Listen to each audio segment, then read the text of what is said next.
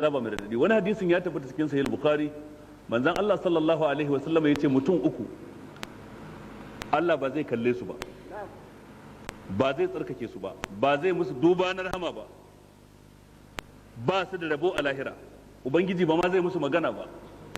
Mutum na farko cikin waɗannan mutanen mutum ne yake akan hanya yana da ruwa sai ga matafiyi ruwansa ya kare a cikin guzurinsa, yana cikin jin kishirwa ya ce dan Allah ba ni in sha, sai ka ce ba zan bayar ba, ko ƙarya ka ce babu, to kana cikin mutanen nan guda uku da Allah ba zai dube su ba ranar tashin kiyama.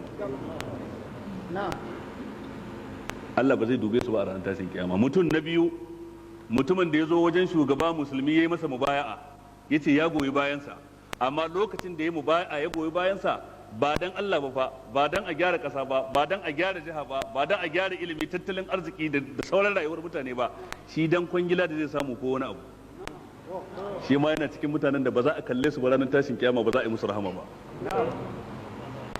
Kaga ko yau duk wanda ya ce gwamna ko mataimakin gwamna yakin neman zaɓe ba sai ya je ya ce a bashi kware da ta je ta dawo, da wuya mutum ya ce yayi ne dan Allah, da wuya ne ya ce a'a mu abin da muke so a samu annasikh wal mansukh tsakanin shugabannin da suka wuce baya ba su kwatanta adalci ba, so muke a samu canjin wanda za su kwatanta adalci.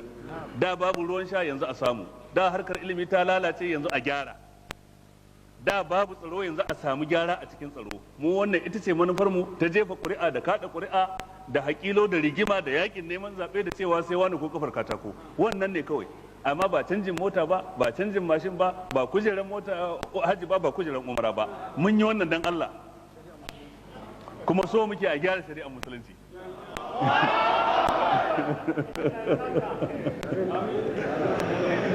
Dan Allah da kuka je yakin neman zaɓe akwai wanda suka yi haka dan Allah? Wallahi kaɗan ne. Nawa ne cikin 100? Kaso ɗinsu cikin 100. To duk wanda ya goyi bayan shugaba dan wani abu na duniya sakamakon sa kenan gobe kiyama. Kaga akwai aiki a gaban mu kenan. Daga nan na uku shine sai wanda ya rantsuwa akan ƙarya, ya rantse da Allah kuma lokacin rantsuwar bayan sallar la'asar, ya kawo hajarsa bayan la'asar ya rantse da Allah akan ƙarya, saboda lokacin la'asar yana da wata falala ɗoriya akan sauran awanni na kafin la'asar. Da haka ko da rantsuwa ake son mutum ya yi akan sa shi ya rantsuwa bayan la'asar, dan mai imani ya san wannan lokacin yana da haɗari sama da lokutan da ba shi ba idan mutum ya rantse da Allah kan ƙarya. An gane ko? To da haka ya kamata mu kiyaye, lalle mai kame harsunan mu daga rantsuwa wadda take bata da asali, ko rantsuwa